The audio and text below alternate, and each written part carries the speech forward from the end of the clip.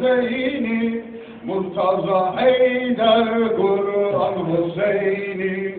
Arş-ı alada ağlar melekler, Kerbela'da her yer Hüseyin'i.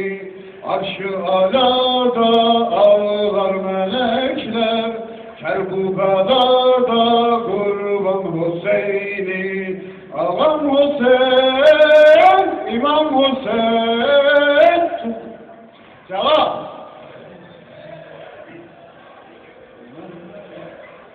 Kurban ey İmam Hüseyin, Ağam Hüseyin, İmam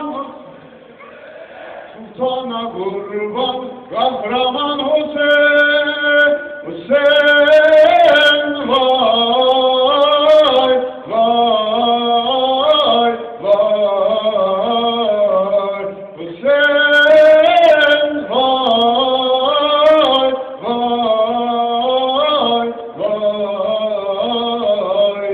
Resul-u Zahra Kevser Hüseyin'i, Resul-u Zahra Kevser Hüseyin'i. Zeynep-i Şeyda ağlar Hüseyin'i. Sahibi azameti alem, yeryüzü gökler her yer Hüseyin'i. Aşura azamet Hüseyin'i, Kerbela'da alem Hüseyin'i. Cenneti ala siyah bürünmüş, Mazlum Kerbela harem Hüseyin'i. Tavaf Hüseyin, harem Hüseyin, İslam'ın ruhu muhteşem Hüseyin.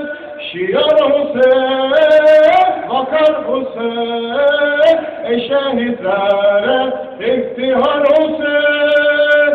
Kul huvallahu ahad Hüseyin'i. Maşallah. Kul huvallahu ahad Hüseyin'i.